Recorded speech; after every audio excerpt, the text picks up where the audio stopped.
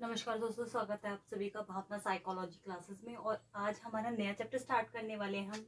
Chapter 6 है, class 12 की series चल रही है और चैप्टर 6 का नाम है हमारा एटीट्यूड एंड सोशल कॉग्निशन।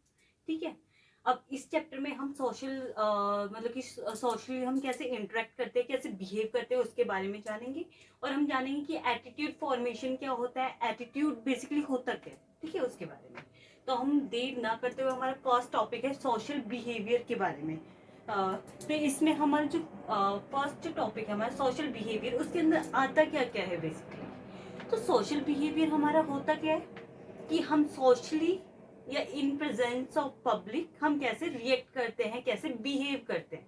ठीक है। और प्लस हमारा इन्फ्लुएंस उन लोगों पे क्या होता है और उन लोगों का इन्फ्लुएंस हमारे बिहेवियर पे क्या पड़ता है। ठीक है। तो social behaviour is equal to behaviour plus influence, कि बाकी लोगों के सामने इन प्रेजेंस ऑफ पब्लिक हमारा जो बिहेवियर है वो कैसा है, प्लस में उन लोगों का इन्फ्लुएंस हम लोगों पे कैसा है। मतलब हम लोग उनको देख के इंस्पायर होते हैं, जैसे हम लोग कई लोगों को देख के आइडल मान लेते हैं उनको अपना, और कई बार उनके बिहेवियर से इंस्पायर होते हैं, हम उनकी तारीफें करते हैं। ठीक है, हमें अच्छा लगता है उनका बिहेवियर, उनको अपनाने की, अपने व्यवहार के अंदर उसको ढालने की कोशिश करते हैं या उसको लाने की कोशिश करते हैं। या हमारे बिहेवियर का दूसरे लोगों पर क्या प्रभाव पड़ रहा है, या फिर पब्लिक के सामने हमारा बिहेवियर कहता है, उसको हम बोलेंगे सोशल बिहेवियर। ठीक है। नेक्स्ट हमारा इसके अंदर आ जाता है एटीट्यूड। एटीट्यूड हमारा बेसिकली होता क्या है। एटीट्यूड के अंदर हमारे आ जाते हैं थिंकिंग, हमारी ओपिनियन, हमारा व्यू, प्लस में हमारी फीलिंग, हमारे इमोशंस, वो सारा हमारा एटीट्यूड बयान करता है। हम जैसे जैसे इस चैप्टर में आगे जाएंगे तो एटीट्यूड को हम डिटेल में मतलब कि पढ़ेंगे। तो अभी के लिए एटीट्यूड का आप ये समझ सकते हो कि कोई भी पर्सन कैसा फील करता है या वो क्या सोचता है, वो उसका एटीट्यूड है। मतलब कोई भी पर्सन की जो थिंकिंग है वो कैसी है और उसके इमोशंस, उसकी फीलिंग कैसी है, वो उसका एटीट्यूड दिखाता है। ठीक है। अब नेक्स्ट हमारा आता है impression formation. Impression formation basically होता क्या है। जब हम किसी व्यक्ति से मिलते हैं या हमारी फर्स्ट मीटिंग होती है तो उन लोगों के बारे में हम एक इम्प्रेशन फॉर्म कर लेते हैं, एक कंक्लूजन निकाल लेते हैं कि इसकी जो पर्सनैलिटी हमें ऐसे दिख रही है फर्स्ट टाइम, तो उसकी अकॉर्डिंग उसकी पर्सनैलिटी कैसी होगी, उसकी पर्सनल लाइफ कैसी होगी, या फिर उसका बिहेवियर कैसे होगा, उसको हम बोलते हैं इम्प्रेशन फॉर्मेशन। कि किसी कंक्लूजन पे पहुंच जाना फर्स्ट मीटिंग में ही या किसी पर्सन को देखते ही। ठीक है, उसके बिहेवियर को देख के। तो हमारे क्या होता है बेसिकली, हम किसी पर्सन से मिलते हैं और उनके बारे में एक एटीट्यूड या फिर एक मतलब कि क्या कहते हैं इम्प्रेशन फॉर्म कर लेते हैं कि ये पर्सन ऐसा होगा। अगर उनका बिहेवियर हमारे साथ ऐसा है या फिर जो हम उसको देख रहे हैं कि उसका बिहेवियर ऐसा है, तो उसके अकॉर्डिंग हम उसकी पर्सनैलिटी को मतलब कंक्लूजन में पहुंच जाते हैं कि इस बंदे की पर्सनैलिटी ऐसी होगी। ठीक है। नेक्स्ट हमारे जो है कंपोनेंट वो है एट्रीब्यूशन। अब एट्रीब्यूशन क्या होता है, कॉज ऑफ समथिंग, कि कोई चीज अगर ऐसी है तो वो ऐसी क्यों है। एट्रीब्यूट बेसिकली यही बताता है कि अगर एक पर्सन ऐसे बिहेव कर रहा है तो वो ऐसा क्यों कर रहा है, तो उसका कॉज जो होगा वो एट्रीब्यूशन कहलाएगा। ठीक है, उसका कारण क्या है। नेक्स्ट हमारा आता है सोशल कॉग्निशन। अब सोशल कॉग्निशन बेसिकली होता क्या है। ठीक है, इसका मतलब है कि ये सोशल कॉग्निशन हमें हेल्प करता है किसी भी सोसाइटी के बारे में उसकी इंफॉर्मेशन निकालना और उसके बारे में कंक्लूजन पे पहुंचना, उसको इंटरप्रेट करना उस इंफॉर्मेशन को। वो हमारे क्या सोशल कॉग्निशन बेसिकली मिक्सचर है, किस चीज का मिक्सचर है, एटीट्यूड, इंप्रेशन और एट्रीब्यूशन का, इन तीनों चीजों का मिक्सचर है। Social cognition is equal to attitude, impression formation and attribution. ठीक है। अब इन तीनों की हेल्प से हम किसी भी सोसाइटी का, किसी सोशल ग्रुप का या किसी भी इंडिविजुअल के बारे में जानकारी प्राप्त कर लेते हैं और उससे हम एक कंक्लूजन में पहुंचते हैं, उसको इंटरप्रेट करते हैं उस इंफॉर्मेशन को। और वो हमें हेल्प करती है कि प्रत्येक व्यक्ति का या फिर किसी ग्रुप का, किसी इंडिविजुअल का बिहेवियर या फिर उसकी पर्सनैलिटी कैसी है। ठीक है, उसको हम बोलते हैं सोशल कॉग्निशन, मतलब उस पर्सन को पहचानना या उसके बारे में मतलब जानकारी प्राप्त करना। ठीक है। नेक्स्ट हमारा इसके अंदर आता है स्कीमाज। अब स्कीमाज क्या होते हैं। स्कीमाज बेसिकली अगर आम भाषा में बात की जाए तो हमारे माइंड के अंदर हम किसी चीज के बारे में एक स्ट्रक्चर तैयार कर लेते हैं, एक ब्लूप्रिंट तैयार कर लेते हैं उस चीज का। अगर हमसे कोई बोले कि मतलब टाइगर कैसा होगा, तो हमें हमारे माइंड में एक स्कीमा बन जाता है, उसका एक मेंटल स्ट्रक्चर बन जाता है कि उसकी फॉर्म मतलब कि लेग्स होंगी, वन टेल होंगी।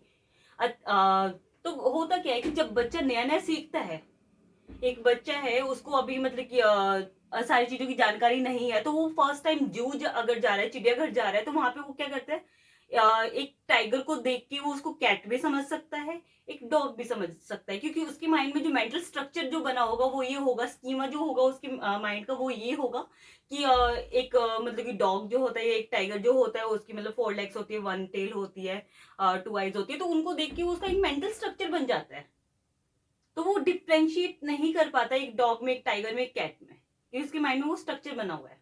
ठीक है, जैसे जैसे आप बड़े होते जाते हो, तो वो आपके स्कीमास जो होते हैं वो क्लियर होने मतलब स्टार्ट हो जाते हैं, क्लियर होते चले जाते हैं, और एक आपके माइंड में जो ब्लूप्रिंट बना होता है वो चेंज होना स्टार्ट हो जाता है वहां पे। ठीक है, तो स्कीमास होता है कि हमारा मेंटल स्ट्रक्चर कैसे मतलब कि कोई भी चीज कैसे वर्क करती है उसके बारे में थिंकिंग बन जाती है हमारे माइंड में, उसको हम बोलेंगे स्कीमास। ठीक है, नेक्स्ट हमारा आता है इसके अंदर सोशल फैसिलिटेशन एंड इनहेबिशन।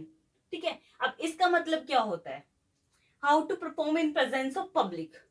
अगर पब्लिक की प्रेजेंस के अंदर हम किसी भी टास्क को बहुत ही अच्छी तरह से परफॉर्म करते हैं, तो हम उसको बोलेंगे सोशल फैसिलेशन, मतलब कि हमारी क्या कहते हैं, बहुत ही एफिशिएंटली उसको मतलब कि करते हैं। तो और अगर हम उस टास्क को पुअरली परफॉर्म करेंगे तो हम बोलेंगे इनहेबिशन, सोशल इनहेबिशन। अच्छा करेंगे सोशल फैसिलिटेशन, कि इन प्रेजेंस ऑफ पब्लिक हमारा कैसा है, मतलब टास्क हम कैसे परफॉर्म कर रहे हैं। ठीक है, नेक्स्ट हमारा आता है प्रो सोशल बिहेवियर।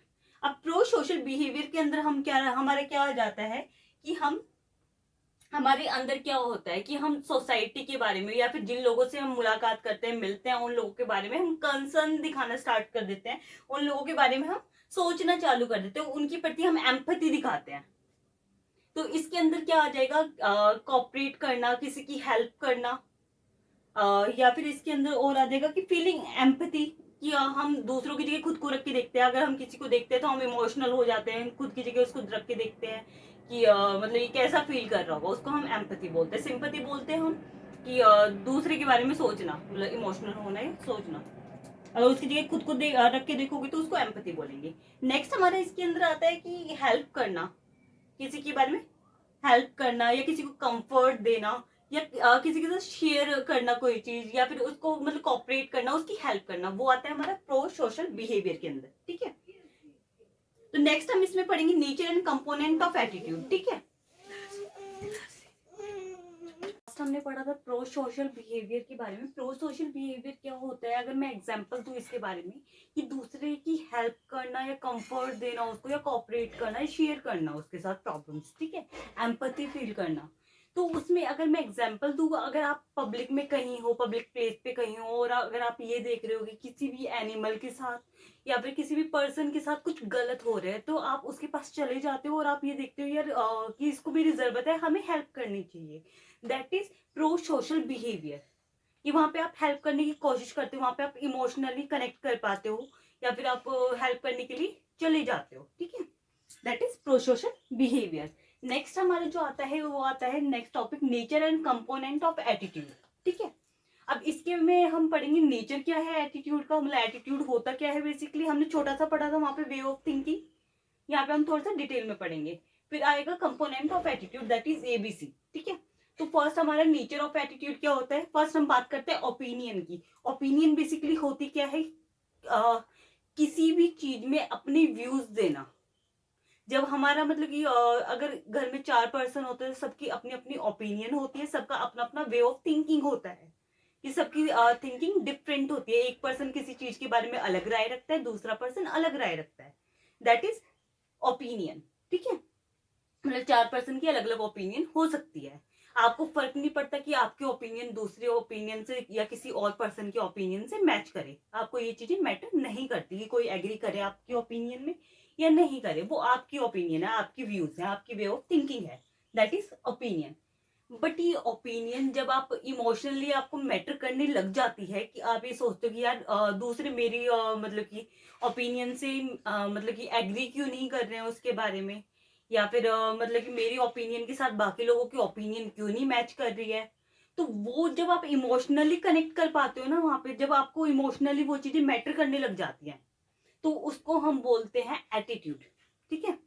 ओपिनियन सिर्फ ये होता है कि वे ऑफ थिंकिंग, कि जैसी आपकी राय है, सोच है किसी चीज के बारे में, लेकिन जब आप ये सोचते हो कि यार बाकी सब लोग भी मेरी राय से एग्री करें, तो वहां वो हो जाती है आपका एटीट्यूड, कि किसी भी चीज के बारे में आपका एटीट्यूड क्या है।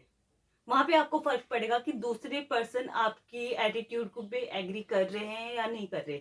जो आपका एटीट्यूड है किसी चीज के बारे में, उससे एग्री कर रहे हैं या नहीं कर रहे। जब वो इमोशनली मैटर करने लग जाए, दैट इज एटीट्यूड। इमोशनली अगर आपको वहां पे फर्क नहीं पड़ रहा है कि कोई एग्री करे या ना करे, दैट इज ओपिनियन। ठीक है। नेक्स्ट हमारे इसमें आता है component, component of attitude, that is A B and C. याद करने का तरीका है, एबीसी बोल सकते हो कंपोनेंट ऑफ एटीट्यूड को। A means affective, B means behavioural and C is cognitive. अब अफेक्टिव क्या होता है? A for affective. अफेक्टिव क्या होता है कि जब आप इमोशनली किसी चीज से कनेक्ट कर पाते हो, किसी चीज के बारे में फील कर पाते हो, दैट इज अफेक्टिव। जैसे कि अगर पब्लिक प्लेस में, जैसे मैंने अभी एग्जांपल दिया, पब्लिक प्लेस में आप देख रहे हो कि यार एक मतलब कि लड़का है, वो अपने पेरेंट्स को टॉर्चर कर रहा है, वहां पे आप क्या करते हो? वहां पे इमोशनल आप हो जाते हो, फील करना स्टार्ट कर देते हो, वहां पे एम्पैथी आप फील करते हो दूसरे पर्सन के लिए कि यार ये ऐसा क्यों कर रहा है, दैट इज अफेक्टिव। ठीक है। अगर दूसरा एग्जांपल लूं, अगर आप पेड़ों के बारे में, अगर आपकी थिंकिंग मतलब कि ये है अच्छी है, तो आप देख रहे हो कि यार सामने वाला पर्सन पेड़ काट रहा है, या फिर कुछ लोग आके पेड़ काट रहे हैं वहां पे, मतलब इंडस्ट्री बना रहे हैं, तो वहां पे आप इमोशनल हो जाते हो, सैड हो जाते हो, मतलब कि अच्छा नहीं फील करते, दैट इज अफेक्टिव। ठीक है। तो इसको हम बोलेंगे अफेक्टिव, जहाँ पे आप इमोशनली कनेक्ट कर पाते हो किसी चीज से। ठीक है। तो एटीट्यूड का एक कंपोनेंट हो गया अफेक्टिव, जब आप इमोशनली कनेक्ट कर पाते हो। Second is behavioural. बिहेवियरल का मतलब क्या होता है? आपने देखा पब्लिक में एक मतलब बेटा है जो अपने माँ बाप को टॉर्चर कर रहा है या पेरेंट्स को परेशान कर रहा है, तो वहां पे आप जाओगे और उसमें पार्टिसिपेट करोगे, उसके मतलब कि साथ दोगे पेरेंट्स का, ताकि उनका बच्चा टॉर्चर ना करे उन्हें, उनके पेरेंट्स का आप साथ दोगे, या फिर वहां पे आप उस चीज में पार्टिसिपेट करोगे, बोलोगे कि यार आप ऐसा क्यों कर रहे हो। ठीक है। दूसरा अगर एग्जांपल दूं, अगर प्लांटेशन हो, मतलब कि अगर प्लांट को कट किया जा रहा है, पेड़ों को कट किया जा रहा है, वहां पे जाके आप वहां पे रोकने की कोशिश कर रहे हो, उस चीज में पार्टिसिपेट कर रहे हो, दैट इज योर बिहेवियर। ठीक है। ये हमारा बिहेवियरल एटीट्यूड हो जाएगा। पार्टिसिपेट करना बोल सकते हो आप यहाँ पे, जब आप किसी चीज में पार्टिसिपेट कर रहे हो, वो आपका बिहेवियर दिखाता है वहां पे। ठीक है। Next is cognitive. कॉग्निटिव क्या होता है कि किसी चीज के बारे में आपकी जो ओपिनियन होती है, व्यूज होते हैं, आपके विचार होते हैं, दैट इज कॉग्निटिव। कॉग्निटिव का बेसिकली क्या होता है? जब हम कॉग्निटिव की बात करते हैं तो हम माइंड की बात करते हैं, मेंटल एक्टिविटी की वहां पे बात करते हैं कि आपके मेंटली व्यूज क्या है उस चीज के बारे में, व्यूज क्या है, आपकी ओपिनियन क्या है कि आपकी उस चीज के बारे में व्यूज क्या है। प्लांट अगर कट हो रहे हैं तो आपका व्यू क्या है? ये सही हो रहा है, ये गलत हो रहा है। एक बच्चा है जो अपने पेरेंट्स को टॉर्चर कर रहा है, या कोई भी पर्सन है जो किसी बुजुर्ग इंसान को टॉर्चर कर रहा है, उसको अच्छे से ट्रीट नहीं कर रहा है, उसका बिहेवियर अच्छा नहीं लग रहा है, वो आपके व्यूज हैं उसके बारे में कि यार ये गलत कर रहा है, सही कर रहा है। ठीक है। That is cognitive. तो ये ए बी सी ये है हमारे कंपोनेंट ऑफ एटीट्यूड, जिससे मिलके बनता है हमारा एटीट्यूड किसी भी चीज के बारे में। ठीक है। इसके बाद आते हैं बिलीव्स एंड वैल्यूज। ठीक है। बिलीव क्या होता है? किसी चीज में हम बिलीव करते हैं या नहीं करते हो, उसके बारे में, मतलब कि हमारी क्या थिंकिंग है उस चीज के बारे में, मतलब हमारा बिलीव क्या कहता है। जैसे कि अगर मैं बात करूं गॉड का, भगवान का, तो कुछ लोग होंगे जो उस पर बिलीव करेंगे कि ये चीज होती है, कुछ लोग बिलीव करेंगे कि वो चीज नहीं होती। ठीक है। तो बिलीव बेसिकली यही होता है, ये हमारा सिर्फ कॉग्निटिव कंपोनेंट होता है कि व्यूज किसी चीज के बारे में, दैट इज बिलीव। ठीक है। कि हमारे विचार क्या है उस चीज के बारे में, हम उस पर बिलीव करते हैं या नहीं करते हैं, मतलब उसको सच मानते हैं या नहीं मानते, उसके बारे में हमारी व्यूज क्या है किसी भी चीज को लेके, वो हमारे बिलीव्स होते हैं। ठीक है। जैसे कि अगर मैं बात करूं कि हमें ऐसा मतलब व्यवहार करना चाहिए, या फिर ऐसा मत करो भगवान नाराज हो जाएंगे, तो वो मेरा बिलीफ है कि भगवान हमें देख रहे हैं, हमें गलत नहीं करना चाहिए, ठीक है। वो हमारे बिलीफ होते हैं, वो हमारे व्यूज होते हैं उस चीज के बारे में, ठीक है। नेक्स्ट हमारे आते हैं वैल्यूज। वैल्यूज के अंदर हमारी आ जाती है मोरल और एथिक्स, कि कोई चीज ऐसी होनी चाहिए या नहीं होनी चाहिए, ठीक है। That is our morals and ethics. तो इसके अंदर क्या आ जाता है, जब हमारी किसी भी स्टेटमेंट में शुड या ऑट टू लग जाता है, कि शुड मीन्स ऐसी चीज करना, हमें ऐसा करना चाहिए, हमें भगवान पे बिलीव करना चाहिए, हम भगवान रुष्ट हो जाते हैं, दैट इज आवर मोरल्स। हमें ऐसा करना चाहिए या नहीं करना चाहिए, ठीक है, वो हमारे मोरल्स हो जाएंगे।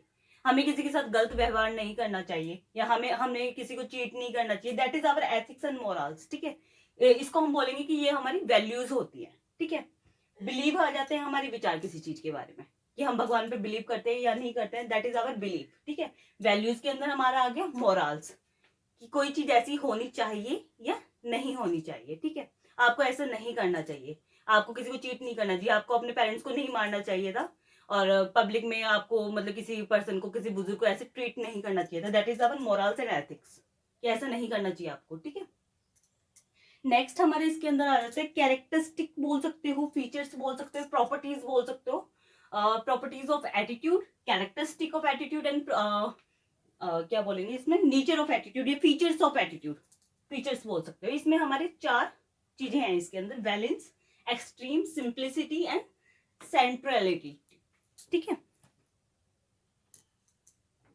अब मैं आपको एक एग्जाम्पल के थ्रू ये समझाऊंगी। आपने मतलब कि जनरली कुछ सर्वे किए होंगे जिसमें 0 to 5 एक रैंक दिया जाता है, जैसे इस टाइप से, ये हमने 0 to 5 इसमें रैंक दे देना है, 0 1 2 3 4 एंड 5, ठीक है। अब इसके अंदर क्या होता है, अगर एक सर्वे है जिसके अंदर हमने ये देखना है कि कोई चीज पॉजिटिव है या नेगेटिव है, तो यहाँ पे 2 पॉइंट है, एक है हमारा positive and last one is negative, ठीक है। अगर हम बात करें इसकी कि कोई चीज पॉजिटिव है या नेगेटिव है, ये यहाँ पे हमारा जो 3 पॉइंट है या फिर 2.5 यहाँ पे आएगा, ये न्यूट्रल पॉइंट हो जाएगा, ठीक है। तो इसके अंदर हमारा एक सर्वे हुआ है, जैसे कि एक बात कर लेते हैं किसी शैम्पू के बारे में या किसी खाने के बारे में, हम या रेस्टोरेंट के बारे में बात कर लेते हैं, एक एग्जांपल लेते हैं कि हमारे व्यूज उस रेस्टोरेंट के बारे में क्या होंगे। जैसे हम कहीं पे जा रहे हैं, किसी रेस्टोरेंट में जा रहे हैं, कोई खाना खा रहे हैं, तो हमसे एक सर्वे या फीडबैक फॉर्म लिया जाता है कि आपको यहाँ का खाना कितना पसंद आया, तो हमने 0 to 5 मार्क करना है वहां पे। अगर हम 2.5 से कम पे मार्क करते हैं, अगर मैं इस पॉइंट को ऐसे चेंज कर देती हूँ यहाँ पे पॉजिटिव, ठीक है, आपको कितना पसंद आया, अगर मैं यहाँ पे मार्क कर रही हूँ 5, मीन्स मुझे वो खाना बहुत अच्छा लगा, उस रेस्टोरेंट का खाना मुझे बहुत पसंद आया, दैट इज पॉजिटिव। इसको हम बोलेंगे बैलेंस, ठीक है। कितना पॉजिटिव है, 4 पे है तो थोड़ा कम पॉजिटिव है, 3 पे है तो लेस पॉजिटिव है, अगर 2 पे है तो यहाँ पे हम लेस नेगेटिव लेंगे, 1 पे है तो और लेस नेगेटिव लेंगे, और 0 पे है तो यहाँ पे एक्सट्रीम नेगेटिव हो जाएगा, ये वाला नेगेटिव पॉइंट हो जाएगा, ठीक है। तो अगर हम 4 पॉइंट की बात करें तो यहाँ पे आ जाएगा लेस पॉजिटिव, अगर ये वाला पॉजिटिव होता तो 5 पॉजिटिव, ठीक है। ये हमारी चीज होती है बैलेंस। जब हम बैलेंस चेक करते हैं, हम ये चेक करते हैं कोई चीज पॉजिटिव है या नेगेटिव है। अगर मैं यहाँ पे 4 या 5 मार्क कर रही हूँ तो दैट मीन जो मेरा व्यूज है या फीडबैक फॉर्म में वो क्या आ रहा है, पॉजिटिव आ रहा है। यहाँ पे हमने सिर्फ पॉजिटिव और नेगेटिव देखना है कि कोई चीज पॉजिटिव है, हमारी राय किसी चीज के बारे में पॉजिटिव है या नेगेटिव है, ठीक है। Next one is extreme. Extreme के अंदर आ जाएगा कितना पॉजिटिव है और कितना नेगेटिव है। ये अगर 5 में यहाँ पे मार्क करती हूँ तो एक्सट्रीम पॉजिटिव, 0 में मार्क करती हूँ तो एक्सट्रीम नेगेटिव, ठीक है। तो यहाँ पे 2 पॉजिटिव और नेगेटिव पॉइंट है। अब कितना एक्सट्रीम लेवल कौन सा हो जाएगा, 5, और यहाँ पे एक्सट्रीम नेगेटिव हो जाएगा 0, ठीक है। यहाँ पे हमने एक्सट्रीम देखना है यहाँ पे, ठीक है, ये कितना पॉजिटिव है या कितना नेगेटिव है। अगर मैं यहाँ पे 3 की बात करूँ या 2 की बात करूँ या 2.5 की, तो वहां पे न्यूट्रल हो जाएगा, ठीक है। और अगर मैं बात करूँ 4 की तो ये मतलब कि लेस पॉजिटिव हो जाएगा, ये लेस नेगेटिव हो जाएगा, ठीक है। या फिर हम ऐसे भी बोल सकते हैं ये लेस एक्सट्रीम, 4 नंबर जो होगा वो लेस एक्सट्रीम पॉजिटिव हो जाएगा, और यहाँ पे अगर 2 नंबर या 1 नंबर है तो लेस एक्सट्रीम नेगेटिव हो जाएगा। ठीक है, इस तरीके से कर सकते हैं। 2.5 हमारा हो जाएगा यहाँ पे न्यूट्रल।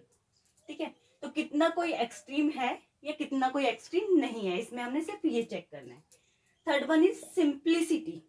अब सिंप्लिसिटी में क्या हमने इसमें बात करनी है, अगर यहाँ पे सिर्फ हमारा एक एटीट्यूड है किसी चीज के बारे में, हमारा सिर्फ एक व्यूज है, या हमारा पॉजिटिव है या नेगेटिव है, दैट इज सिंप्लिसिटी। ठीक है, सिंपल हो गई वो चीज। ठीक है, एक एटीट्यूड है हमारा किसी एक चीज के बारे में।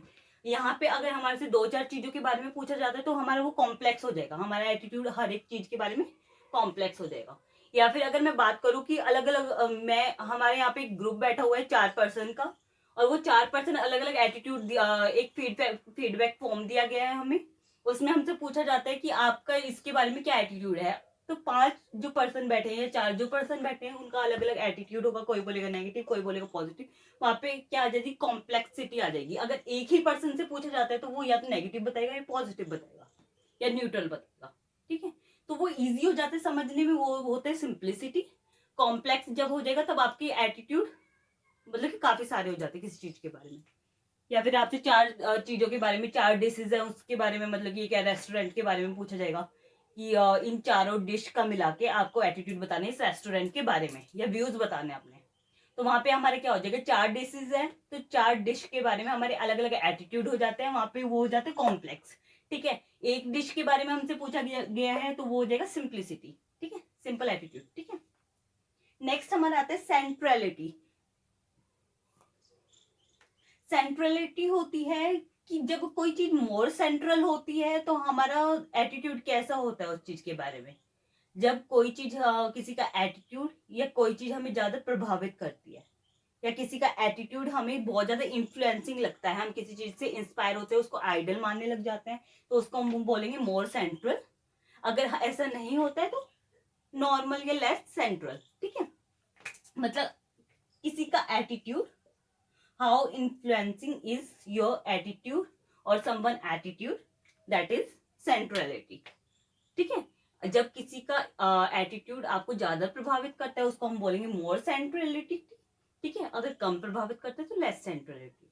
ठीक है, आपने देखा होगा जैसे एपीजे अब्दुल कलाम जी थे, तो उनका क्या होता कि उनके एटीट्यूड से लोग बहुत ज्यादा इंस्पायर होते थे, उसको अपना आइडल बनाते थे।